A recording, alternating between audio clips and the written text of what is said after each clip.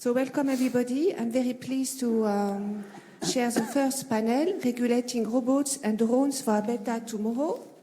So we will first listen to Dr. Riccardo Vecchio-Sigate from the University of Dundee, who prepared a paper with Professor Angela Daly, also from the University of Dundee, who is, however, not able to be with us today.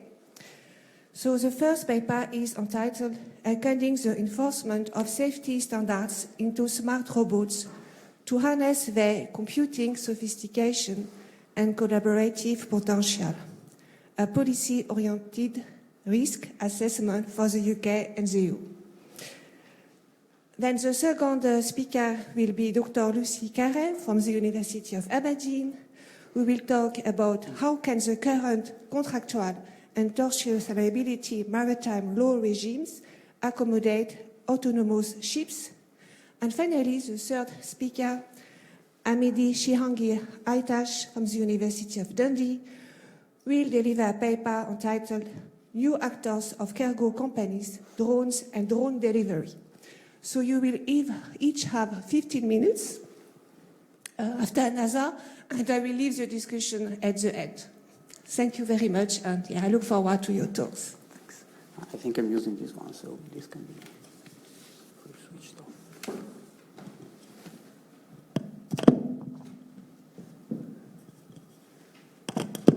thanks. All right, so good morning, everyone. I'm Riccardo from the University of Dundee, where I work with Angela as a postdoc in the School of Science and Engineering. I'm also a lecturer at the School of Law, fixed-term lecturer, and I'm also studying in engineering at the Politecnico di Milano, Polytechnic University of Milan. But I'm mostly a lawyer by background, particularly a technology regulator under international law, EU law, etc. So this work is part of a broader grant. It's the largest UK grant, UK ERI funded grant on smart collaborative robots in collaboration with these partners, both universities and industry partners. There are dozens of those. It's an extremely ambitious project that aims at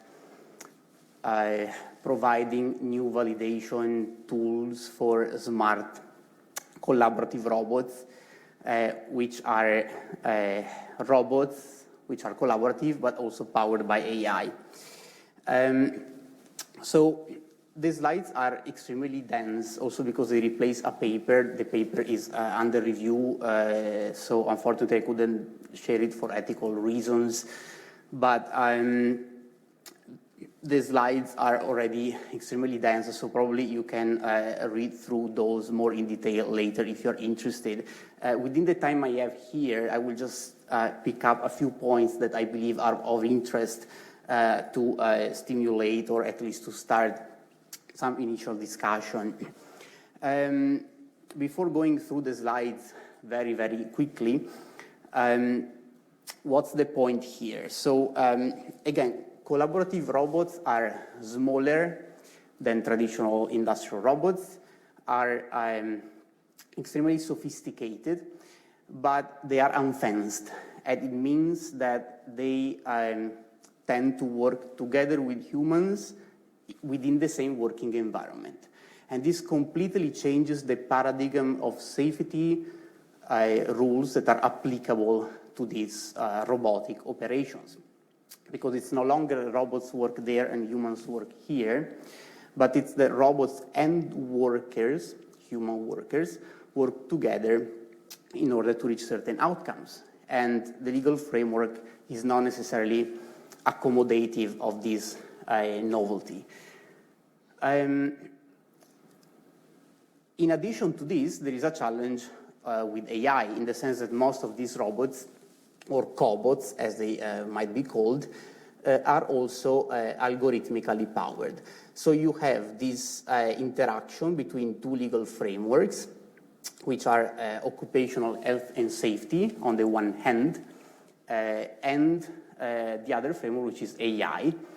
They need to cooperate in order to cater for these challenges raised by AI-driven cobots. And the framework is not necessarily, well, it's absolutely not, let's say, prepared to accommodate these challenges. That's why we outline the gaps in the literature. We provide advice to particularly European policymakers, though we will see that most of the standards that are being developed in this industry come from private bodies, and they're only later integrated within binding frameworks at the EU level and beyond. We identify these gaps, we provide advice, but then there is a problem of enforcement. How do we make sure that these frameworks are operative within these collaborative environments? And we came up with this idea of encoding rules within robots. Encoding has to do with legal design. Sorry, I'm spending a few words in the introduction because, again, the slides are very dense, so I will not anyway have the time for the details, but I want the preliminary, let's say, setting to be as clear as possible. So when it comes to encoding rules, we have something already. We have some smart contracts.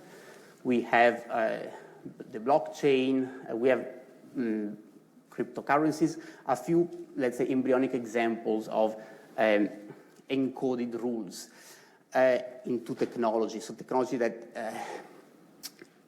internalizes a process of legal enforcement, usually carried out through institutions participated by humans, but in this case they're no longer. So self-enforcement. Once you have these rules, how do you translate these rules into a language that can be encoded? So of course most of the literature is encompasses law, philosophy of technology aspects, and it really borders managerial takes on what encoding means. But in the end, you need to translate workflows, processes, usually described in legal terms, into something that can be grasped by engineers. Most of the people working onto this grant and on any grant on robotics, particularly cobotics, are engineers. And so the lawyers, till now, have tried to contribute by framing their stances ethically, policy-wise, in terms of advice. But here we are a bit of a step further. We have these rules and we need to encode them into the machine, for the machine to enforce them by itself, accommodating circumstances. How do we do that? By translating legal rules into rules which are expressed through a language closer to the engineering one, including work charts, including loops, including decision-making trees, circuits of decision-making, and this kind of things. Okay, so here again, this is the transition between from robots to cobots to SMACOBs. SMACOBs are smart collaborative robots, and indeed this idea that the true issue here is sharing the same working environment. This is situated within broader industry trends, Internet of Things and edge computing, but also Industry 4.5 and 4.0 and 5.0. Human-centered AI, so an AI that augments, enhances, empowers, and facilitates rather than displacing or replacing humans. Quality of working life, robotic managerialism, and so forth. So this is the framing of this work from a theoretical perspective. There is a lot of literature, of course, on this already, okay? There is a lot of literature about cobotics from an IPR, data protection, labor, taxation, apportionment of liability perspectives, but there is little on occupational health and safety, particularly when it comes to smart cobots. There is literature, there's a lot of literature from ergonomics, from engineers, but again, we miss the lawyers. We miss the lawyers, and what we aim to do with Angela within this grant is really to be the lawyers of the situation and to try to deliver advice that can be encoded into machine in order to make them safe through a language that can be understood by lawyers and engineers alike. Issues to cater for are many. physical health, you see all of the issues here. One that is particularly interesting, at least from my perspective, is this one. Sometimes you have digital twins that are built for test aims. The algorithm learns from those, and it assumes them as safe, but then in real life, digital twins are no longer that relevant, so algorithms have to be reconfigured in order to understand the difference between a digital twin and its actual physical counterpart. In any case, so these are the physical issues, but even more important are the mental health implications of working with cobots. You have to imagine a sense of frustration coming from the fact that you trust them so much. Most of those are even humanoid, which means that they look like us, which means that after a few weeks that you work with them intensely, you tend to forget that they are non-humans, and you start interacting even, you start expecting, for example, extreme responsiveness to your mood, to your psychiatric conditions, to how you're feeling, to how your day is going.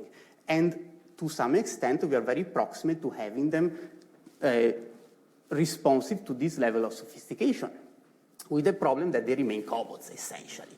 So if we trust them too much, and if we entrust those too much with our feelings are going to get frustrated. Now, this seems very simplistic and a bit, exotic, but there is overwhelming literature from psychiatry, ergonomics, and these disciplines. Again, the problem is that it has never been phrased legally. Okay. Behavioral robotization aspects as well, changing surveillance of workers, and all those stuff. It's indeed a very interdisciplinary dialogue, where you have to really interact with experts from neuropsychiatry, particularly ethical people, etc., in order especially to identify who is most vulnerable, when and how to reduce these vulnerabilities. I'm sorry, this is not, okay. So again, encoding might be one of the solutions. Now, by encoding, I don't mean that the machines are told how to do stuff. The machine might even reach the point of telling us how to act safely. In other words, they enforce the rules onto us and themselves, not the other way around. It's not humans that enforce safety onto themselves and machines. It's machines that encode, have these rules encoded, and they enforce those on themselves and us at the same time. So it's a complete change of paradigm. Again, there are precedents when it comes to encoding. You can encode mixes of rules from binding laws, software regulation, technical protocols, company policies, and one of the points with rules is exactly that the cobot might be able to find the right policy mix, which means that, for example, when it comes to quantum computing powered SMACOBs, which are far away, to be honest, okay, 20 years from now, 25, but we have to be ready. We have to be ready because even with cobotics, we are already late. The UK is lagging 30 years behind China. In China, cobots are real life, daily life. In the US, mostly, but in China, South Korea, and Japan, they're daily life. In the UK, we don't even have a framework. We don't have cobots. The industry is 30 years lagging behind, according to Australian and US think tanks, not according to, let's say, Chinese narratives. Anyway, so quantum computing might even find the right mix among all those types of rules in order to find the most sophisticated ones and most proper ones to enforce in every single circumstance. Benefits are many: resource optimization, cost effectiveness, decreasing the cobot's dependency on us, the sophistication and effectiveness also in dealing with critical and multidimensional health conditions. There are, of course, a lot of drawbacks from encoding, particularly when it comes to, again, this black box unforeseeability, the fact that we would know how we encode the rules, but we wouldn't be able to trace the machine's reasoning over time, particularly how the machine changes over time, its strategies to enforce those rules. This remains the biggest problem, and remains the biggest problem especially in the interaction between the two legal frameworks. And indeed, encoded rules can be audited at the beginning, but it's hard to audit those over time. So there are a lot of pros and cons, also a lot of cons, but plausibly the pros are extremely, let's say, valuable. Now, I don't have the time, let's say, I will close just with what actually the gaps are right now within the frameworks that we have. So this is a table that we prepared. You can see a huge safety, let's say, framework, some embryonic AI framework. Of course, it's mostly in a draft stage right now. And industry standards as well, which are essential because industry standards in theory are non-binding, de facto they are binding. Harmonized rules by the European Commission tend to require standards to align with those. First of all. Second, they are mostly incorporated in judgments, which are of course binding. Third, auditors de facto enforce those everywhere, from Japan to New Zealand to Canada. So de facto, we must understand them as binding. So I close with really with a final couple of minutes by really outlining what are the main problems with all that we already have. So problem number one, the language of defectiveness. When you have a smart cobot, defectiveness makes no longer sense because the problem here is dangerousness. Algorithms are all, to an extent, dangerous. They're not defective in the sense that they leave the manufacturer's side defective. It's not a matter of defectiveness. It's a matter that they carry anyway some degree of danger that needs to be accommodated and that needs to be reassessed over time. So it's a complete change of industry, let's say, paradigms. Second problem, sampling. In many directives, you have this idea that you can sample, you can take a few samples of the machine, validate those, and then introduce them to the market. It doesn't work like this with this kind of machines. They are too sophisticated. They depend on how the work is framed with the workers over time, and again, it depends on algorithms. Problem number three, auditing. It's what I've just said. It's the key point here. We don't have structures, procedures, even theories, really, about how to audit algorithms or algorithmically powered complex machines over time yet in the West. We have those in China, but things are made easier because certain requirements are a bit lower, for example, when it comes to safety.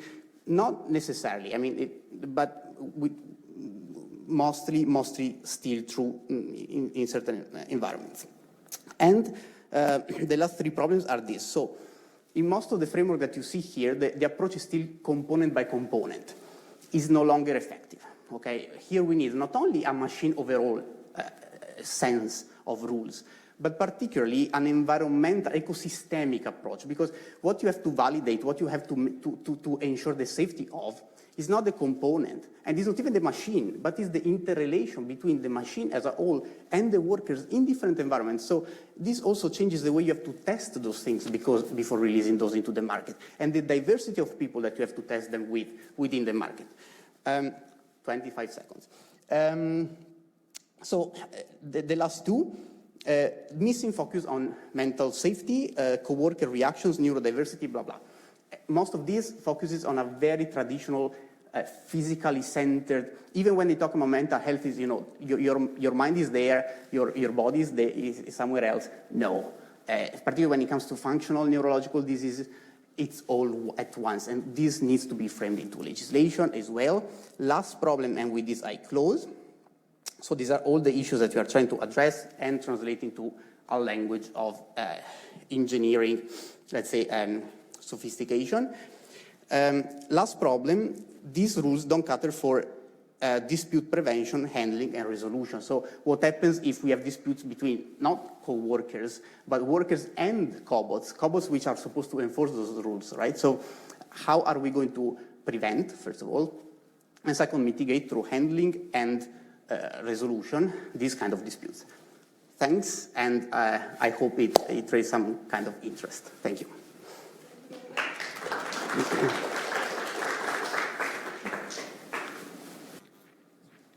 Okay, that's working fine. Okay, well, good morning, everybody. Thank you for giving me the opportunity to speak at this conference. This is my first time here. And I would like to talk to you a little bit today about some aspect of my current research, which is regarding liability issues around autonomous ships, the introduction of autonomous ships.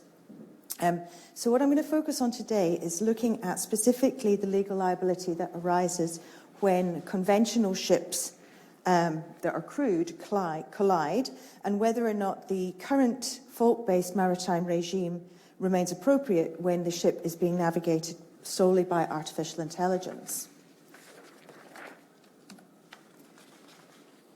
So before I turn to the legal aspects, I thought it would be helpful to explain what we actually mean by autonomous ships.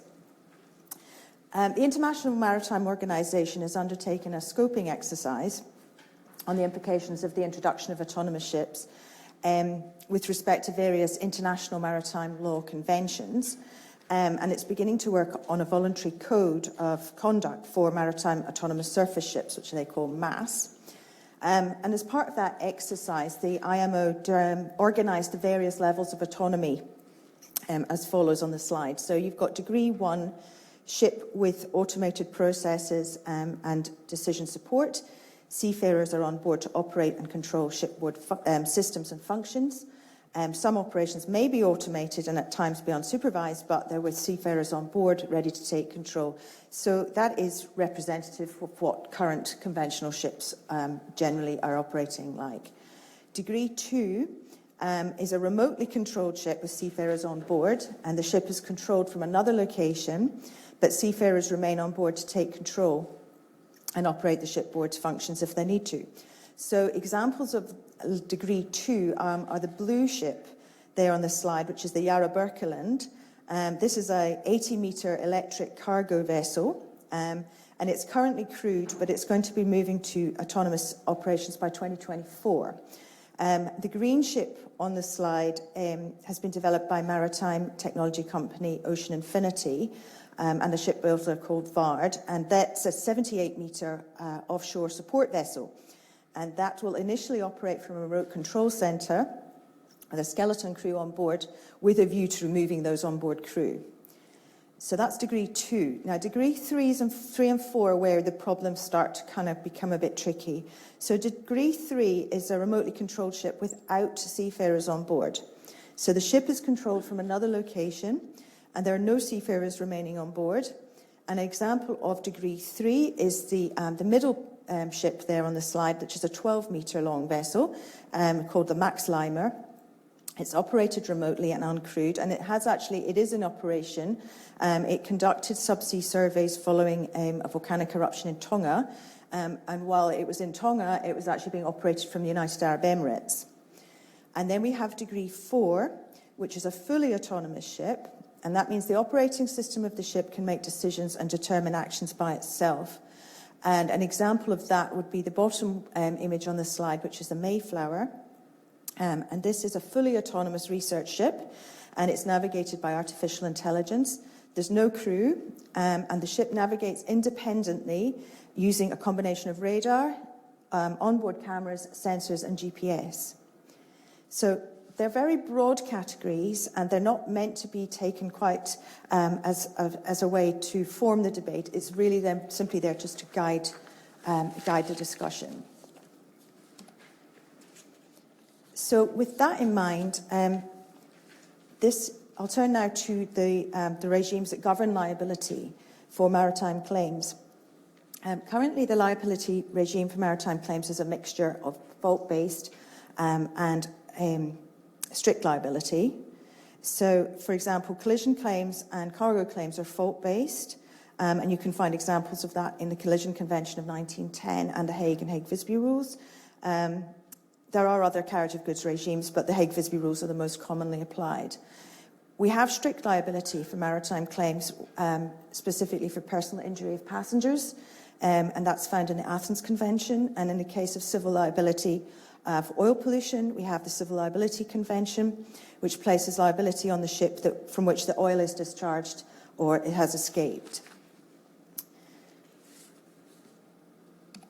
Now, due to time constraints, you'll be happy to hear that I'm not going to give you chapter and verse on the history of law governing maritime collisions, but I'm mentioning it because the fault-based limited liability approach can be traced at least to the Romans. So fault as a determinant of liability is established in the context of collisions. Roman law of collision was governed by the ordinary rules of culpa, and express mention of negligence is made in the Digest of Justinian. The rules of Oleron contemplated default of the mariners, and there's reference to fault in the laws of Wisby. Now, although the Roman concept of fault and negligence was accepted for centuries by the civil law, negligence entailing civil liability was not recognised as a separate tort in the common law until around the middle of the 19th century. But nevertheless, fault is there in the collision judgments from the 16th century onwards. Now, in order to determine fault in a collision, that nautical standards of due care have to be established.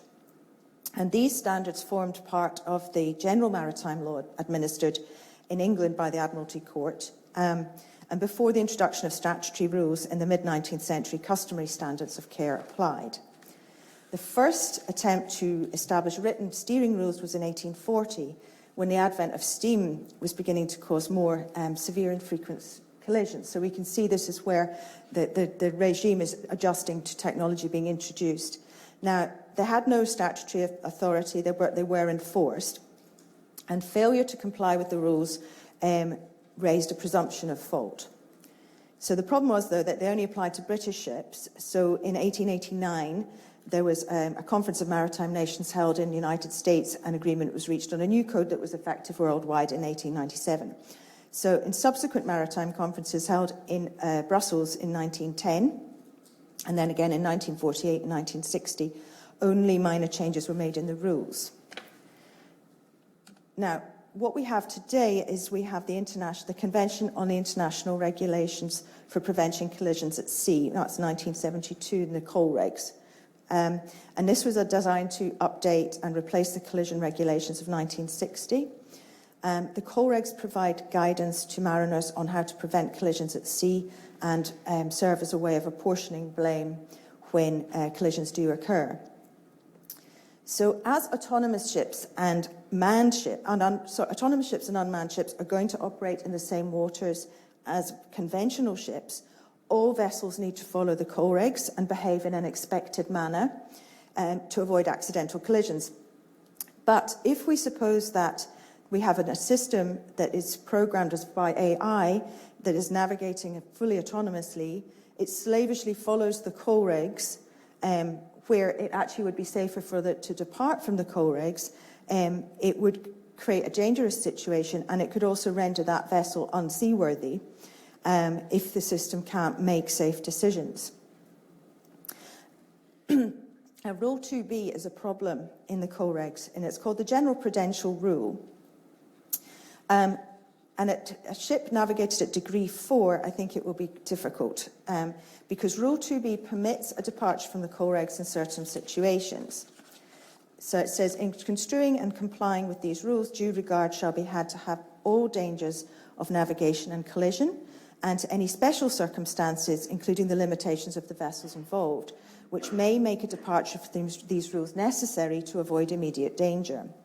Now, this rule does not permit a vessel just to depart from the coal regs because it's advantageous. It must be necessary. But it might not only be justified, it might actually be a duty, and it has to be required in certain situations. So at degree 3, we have a human operator that's controlling the vessel from another location.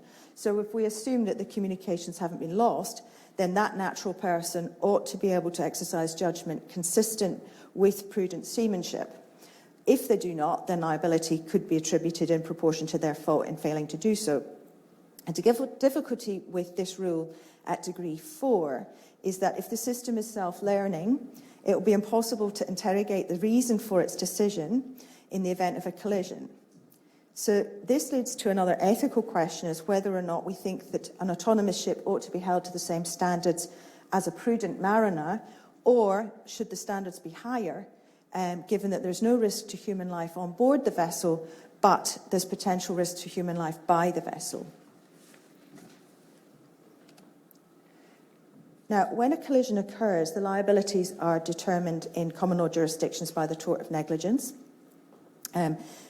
Duty of care is rarely a problem, and that can be established under the neighbour principle set down in Donoghue and Stevenson. According to the leading text on collision law, a success in an action in tort for damages arising from a collision at sea depends on a claimant proving the facts giving rise to the tort. It must also prove that the damage complained of, and it must prove that the damage was caused by the tort. And it's not too remote a consequence of the breach of duty. So the starting point is to establish whether human agencies were responsible for the collision and whether their faults can be attributed to the ship owner, and that's using the application of vicarious liability. Where the negligence arises by some person or entity other than a crew member, you will need to establish whether or not the wrongdoer is acting as a servant or an agent of the ship owner, or as an independent contractor. If it's an independent contractor, the ship owner is only going to be liable if it's proved not to have taken reasonable care in selecting the contractor.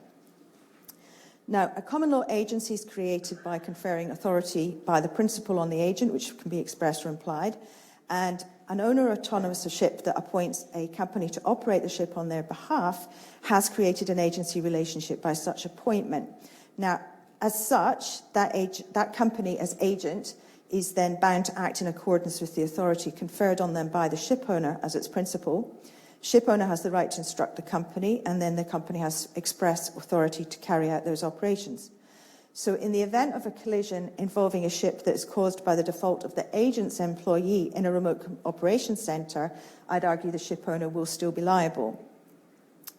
Where the ship is operating at degree 4, that becomes difficult because of the establishing what's the right to control. Because the ship's operating at degree 4 autonomously, without human intervention related to one or more ship functions, and the ship is doing this by artificial intelligence. The development of that artificial intelligence is not within the control of the ship owner. The supplier of the software embedded in the hardware is initially in control, but as the system self-learns based on the data it's gathering and monitoring, control moves to the developer. So AI systems are making decisions by running historical data through an algorithm, but currently it's not possible to know how the system has made the decision, and that's known as the black box of AI. I don't know if I will talk too much about pilotage and towage at the moment because I'm worried about the time. So if I just move on to the alternatives for fault-based liability, you could consider it a collision to be a peril of the seas, as it is in marine insurance law, but the only application of that concept in collision cases has been in cases of inevitable accident, and it also came up in the knock-for-knock agreements governing collisions between vessels owned by Allied governments during World War II. Currently, knock-for-knock indemnities are used in offshore oil and gas contracts and charter party agreements, and that's a way to create certainty in respect of apportionment of risk. General average dictates that the ship and cargo contribute to expenses or loss according to their value, regardless of fault.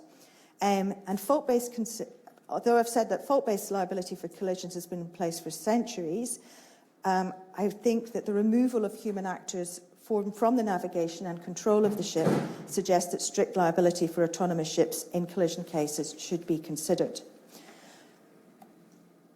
Strict liability is applied to activities that are inherently dangerous, or that an owner has control over something that is inherently dangerous.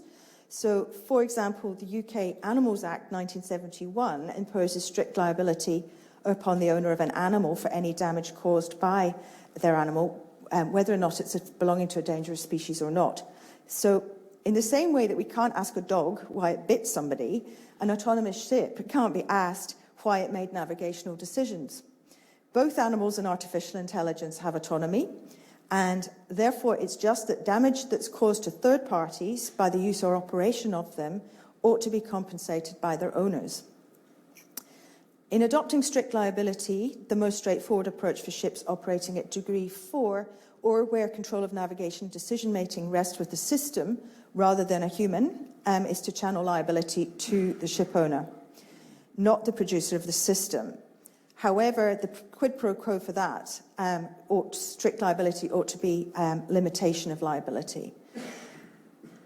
Autonomous vessels are going to operate alongside, and are operating alongside conventional vessels. The existing liability regime is understood and it's insurable. Marine insurance is critical for the operation of all shipping. So channeling liability to the owner for damage caused by an autonomous vessel will not upset that delicate balance between ship owners' liabilities for third-party losses that's been developed over centuries. Because strict liability doesn't mean the ship owner is always liable. Rather, the ship owner will bear the burden of showing that it did not cause the plaintiff's loss, instead of being the claimant being required to establish a prima facie case of negligence. There is a problem with this, though, because the general function of tort law is to discourage wrongful conduct, and that could potentially be undermined by strict liability if this circumvents the producer of the artificial intelligence. There may be a multiplicity of artificial intelligence systems used in an autonomous ship.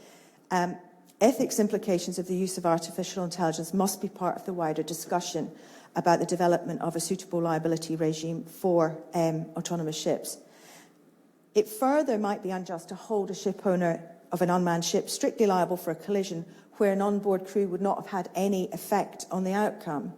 If in fact the same incident occurred with a crewed ship, there would not have been fault on the part of the ship.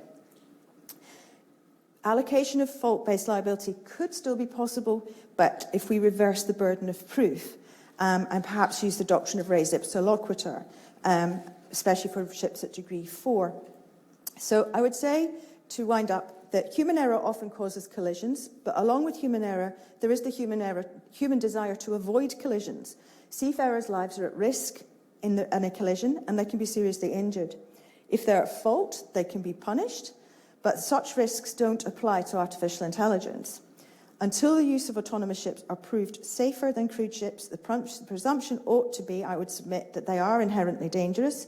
And for these reasons, in the event of a collision caused by an autonomous ship, I would argue that strict liability, rather than fault-based liability, should be placed on those who benefit from its operation.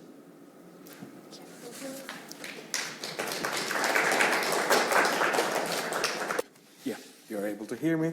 Hello everyone, thank you for being here today. My name is Ahmedi Cihangir Yiltaş, and I would like to present my presentation today. I would like to present my research to you today. And my topic's title is New Actors of Cargo Companies, Drones and Drone Delivery. And before heading to my research, I would like to introduce myself to you. And I'm currently a PhD researcher at the University of Dundee, and I have done my master's degree in general law, LLM, at the Dundee University as well. And my master's degree topic was bioremedies in the Incoterms covered contract of sale under the English sales law and the Vienna Convention on International Sale of Goods. Now, currently, I'm working on legal status of autonomous ships, autonomous merchant ships, and liability of ship owners and software manufacturers in collision. Also, I enjoy researching about the other type of carriage way, like carriage of goods by road, air, and also rail. Also multimodal transportation as well. And I wanted to give my email address to you if you want to keep in touch. If you want to contact me in future, please don't hesitate. Before starting to this drone delivery process, I want to talk about Civil Aviation Authority.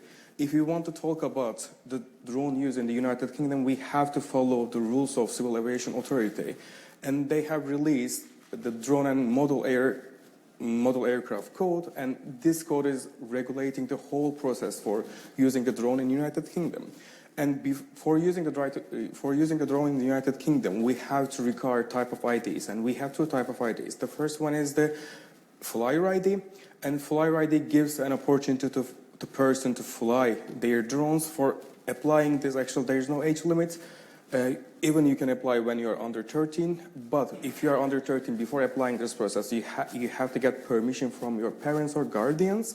And for this ID, your drone shouldn't be toy. If your drone is a toy, you don't have to apply for flyer ID or operator ID. But if your drone is above 250 grams or is 250 grams, you need a flyer ID. And apart from this operator ID, before talking about operator ID, I want to talk about operator. Operator is the person or organization that manages or organizes how we will be using the drones.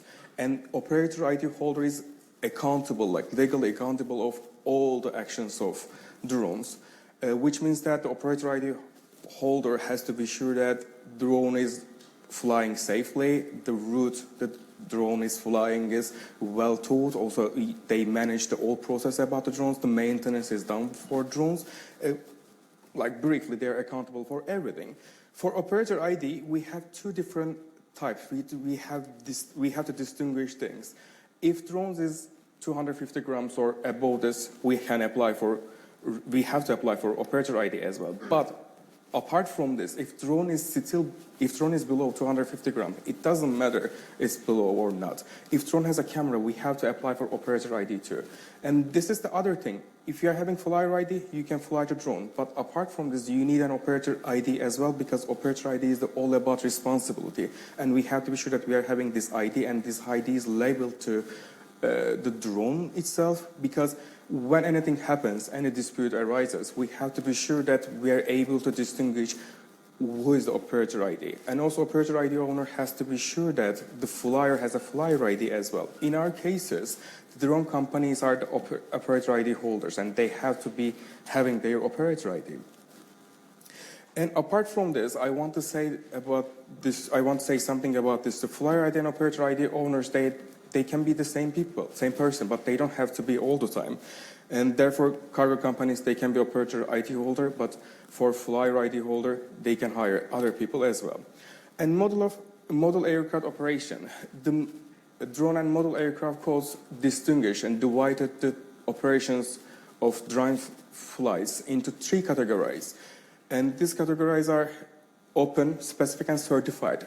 Open categories is for generally hobby flying the drone. Like if you're flying your drones for hobbies, you have to go for open categories. But for cargo companies, normally they are doing more risky flights in terms of carrying items. They are heavier items. If they fall from the certain distance, certain height, and they will be causing a problem. Therefore, also I will be talking about this process and data protection process, trespassing process. Therefore, the cargo companies, they have to get authorization from specific and certified flying operations. For this, we are not under the drone and model aircraft process, but for applying this still, we have to apply for Civil Aviation Authority, and we have to get authorization from them. And Data Protection Act, and in today's world, everyone is using camera, it's so easy to get information about, also it's so easy to record someone.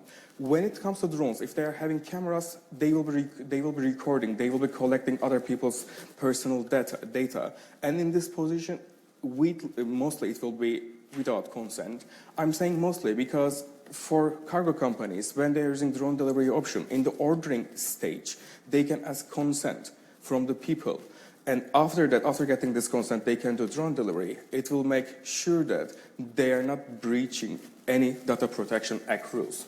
But apart from this, when drone is out for delivery, at the one point we will be recording other people, and we are not able to collect their data too. And this is another topic we have to talk about. This, I was researching so many things about. I was reading the articles, and I just ended up coming with this idea why we are focusing on how we are collecting data. I'm sure it's so important, but at the same time, legal costs have to be sure that we are not using these data illegally, because innovations are not inevitable. We cannot overlook there are drones, there are other technological devices. Therefore, we have to be sure that legal costs are deterrent for cargo companies in terms of using these data illegally.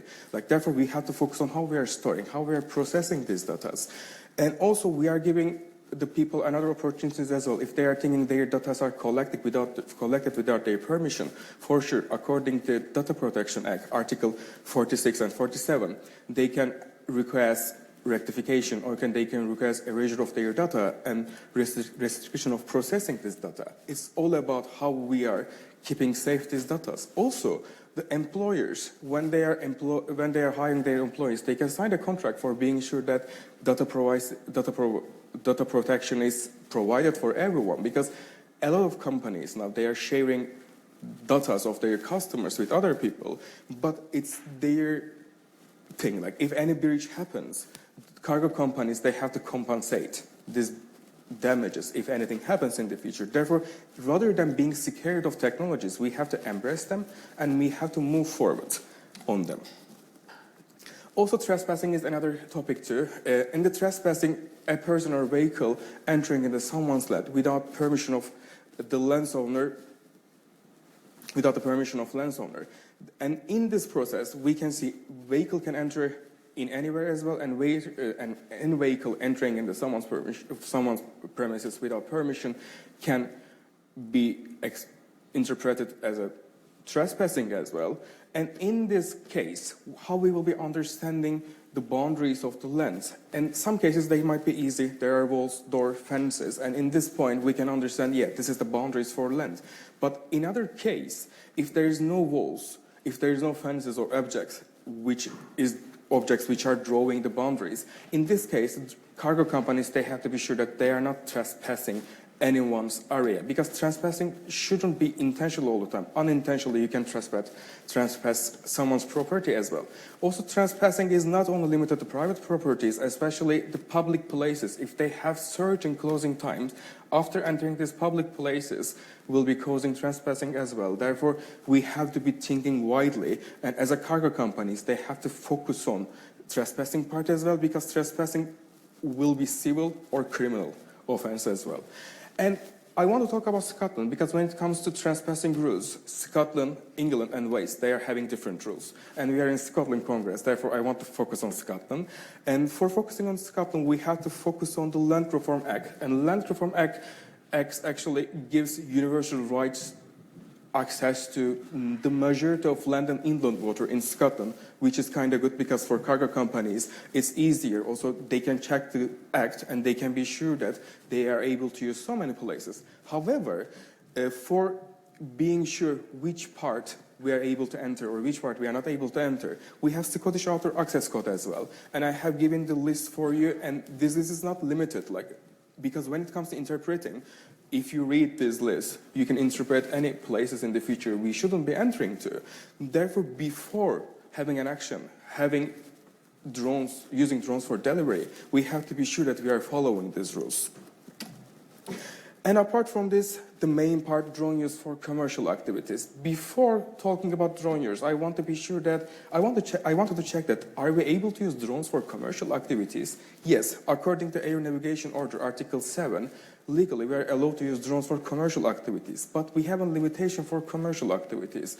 Therefore, we have to understand what the commercial activities are. According to navigation order, commercial activities should be available to public. Also, they should be performed under contract between operator, which is cargo companies in our cases, and consumers in the return of remuneration. It means that it has to be paid for at the end of this. We have to be serving service, or there have to be commodity.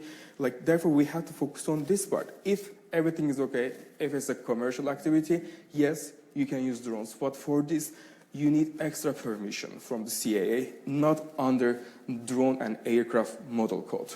For this, you have to apply to CAA and you have to provide this. You are able to use your drones competently. Therefore, you have to submit pilot competence and operation manual for standard permission. For standard permission gives you opportunity, it permits you to use your drones in congested area. But apart from this, if you are using the drones which are carrying around 10, 15 kilograms items, you need non-standard permission. You need more specified permission for this. For non-standard permission, everything applies. For all requirement for standard permission, still it applies here too. But apart from this, you have to submit operation safety case as well. For operation safety case, if you go to CAI website, Civil Aviation Authority website, everything explains how to apply for this process.